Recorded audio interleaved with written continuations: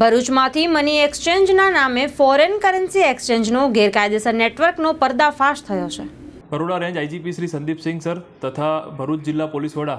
મયુર ચાવડા સરની સૂચના અને માર્ગદર્શન હેઠળ ભરૂચ જિલ્લા એસઓજી પીઆઈ આનંદ ચૌધરી નાઓને સ્પષ્ટ બાતમી હકીકત મળેલ ભરૂચ જિલ્લામાં મની ટ્રાન્સફરના મની એક્સચેન્જના નેજા હેઠળ ફોરેન કરન્સી એક્સચેન્જ કરવામાં આવતી હોય, કોઈ લાયસન્સ વગર ગેરકાયદેસર રીતે આ પ્રવૃત્તિ થતી હોય, જે બાબતે ભરૂચ મોહમ્મદપરા વિસ્તારના વલિકા શોપિંગ સેન્ટરના ભરૂચ ફોરેક્સના નામથી મોહમ્મદ તલ્હા ઇબ્રાહીમ પટેલ નાઓ દ્વારા આ પ્રવૃત્તિ કરવામાં આવનાર હોય, જેને કાયદેસર કાર્યવાહી કરતા ચેક કરતા ભારતીય ચલણી નોટની સાથે અલગ અલગ અન્ય દેશોની ચલણી નોટો મળી આવેલ, કુલ 38,43,000નો મુદ્દામાલ મળી આવેલ। આ સાથે જ આધાર કાર્ડ, ચૂંટણી કાર્ડ અને ડ્રાઇવિંગ લાયસન્સની 12 ઓરિજિનલ નકલો મળી આવેલ। પાલેજ પોલીસ સ્ટેશન વિસ્તારમાં આઈક્રોસ કોમ્પ્લેક્સમાં